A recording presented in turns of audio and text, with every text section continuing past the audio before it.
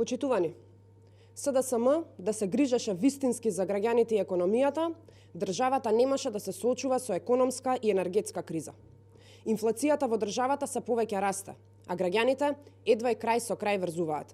Секогаш кога СДСМ е на власт, државата се соочува со економски колапс, затворени фабрики, пропаднати бизниси и криминални афери. Граѓаните секојдневно сведочат на расипничко и недомакинско работење од страна на владата на СДСМ ДУИ.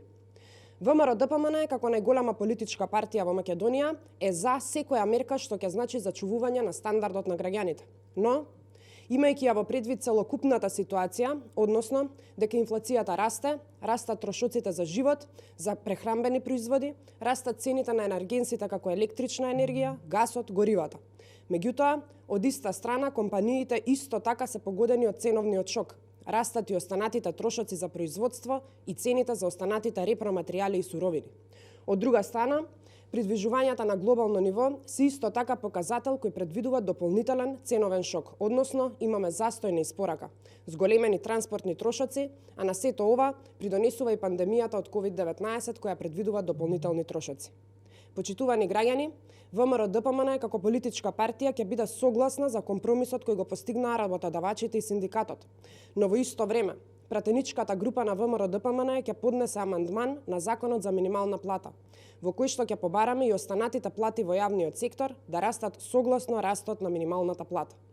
Од таа причина, очекуваме власта веднаш да направи ребаланс на буџетот, со кој ќе се зголемат и дотациите на општините, од страна на владата за целосно да се почитуваат правата на сите вработени во образованието, градинките и администрацијата. Преку амандманската интервенција на законот, ќе бараме доследно почитување на колективните договори и коефициентите на сложеност на работните места, кога ќе се исплаќаат платите на сите вработени во администрацијата. Целта на ВМРО-ДПМН е, почитувани граѓани, е поразлична. Да има повеќе за сите граѓани, а помалку за корумпираната влада на СДСМ и ДУИ. Ви благодарам.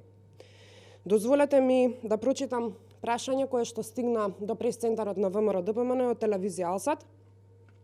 Ковачевски се согласува за укинување на техничката влада под услов избори да има во 2024 година.